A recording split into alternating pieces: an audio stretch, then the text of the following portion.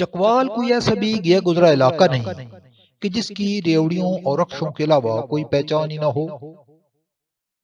حقیقت یہ ہے کہ ضلع بیمار گندگی کے ڈھیروں، ٹوٹی سڑکوں اور گرد و غبار میں بھی ید طولہ رکھتا ہے۔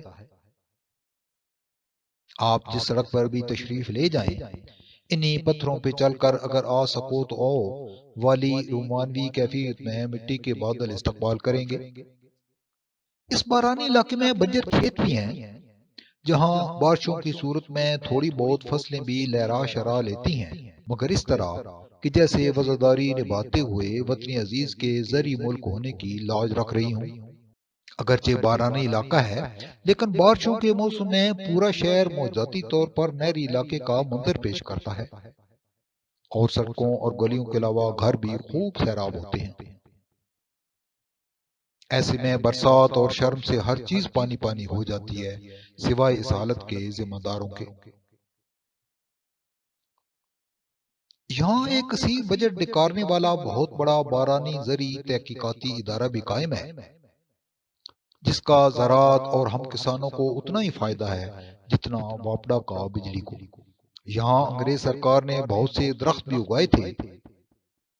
سڑکوں کے کنارے اکا دکا درخت اب بھی سڑکیں تعمیر کرنے والے ٹھیکیداروں کی نظروں سے بچ بچا کر سہمے سے یوں کھڑے ہیں جیسے قصائی کے گھر بکرا بندہ ہوتا ہے۔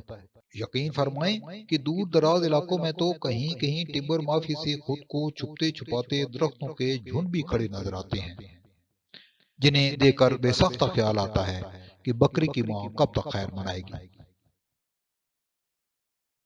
یہاں سیمنٹ فیکٹریاں بھی ہیں، جن سے آنے والے اوور لوڈ ٹرکوں نے ہماری سڑکوں کو تقریباً کیفر کردار تک پہنچا ہی دیا ہے۔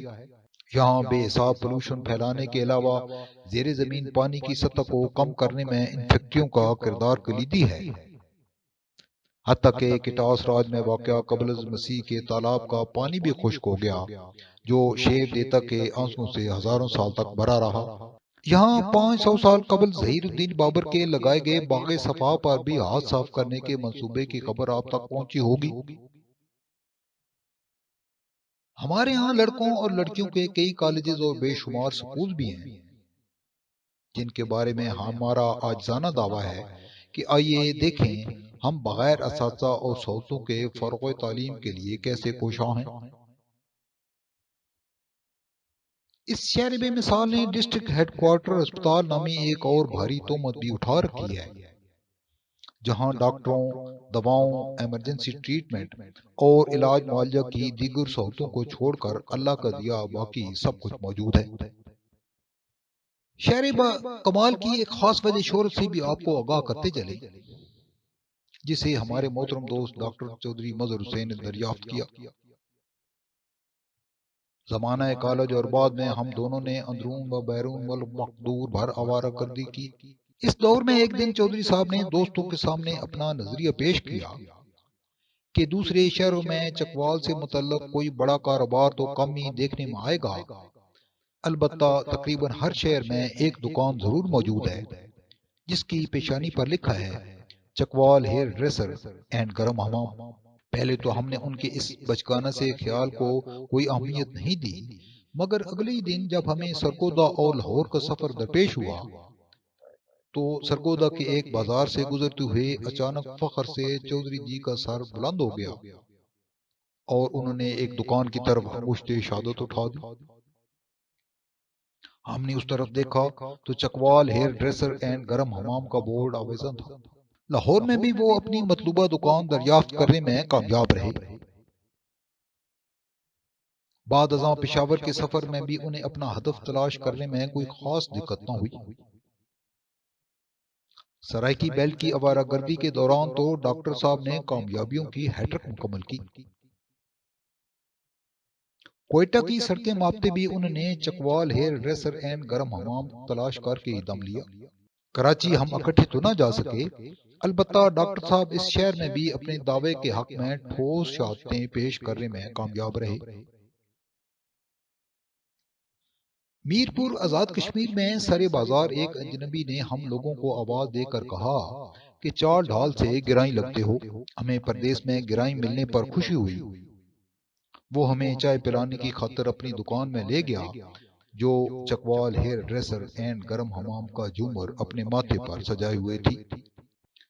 چودھری صاحب کو کامیابیوں کا ایسا چسکا پڑا کہ بیرون ملک بھی ان کی کھوج لگانے کی خو نہ گئی۔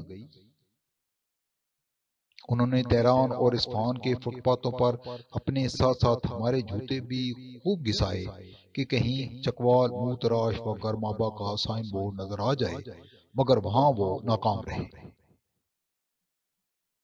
البتہ بینکاک میں ہمارا ماتھا اس وقت تھنکا جب ہم دونوں کو بال ترشوانے تھے تو ایک ہم وطن نے ہمیں ایک علاقے کا پتہ سمجھاتے ہوئے کہا کہ وہاں جانا ہیئر ڈریسر گرائی ہے۔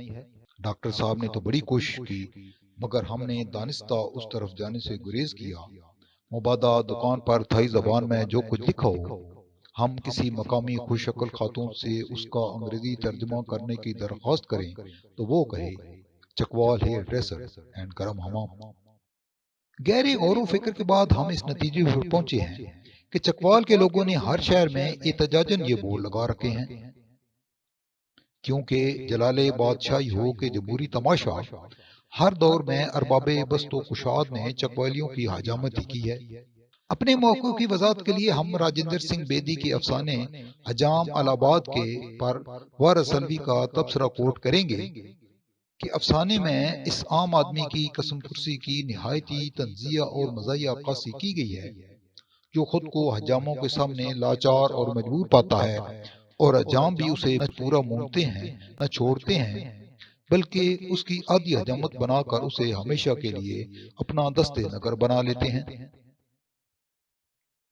ارباب اختیار نے چکوالیوں کے ساتھ بھی یہی سلوک روا رکھا۔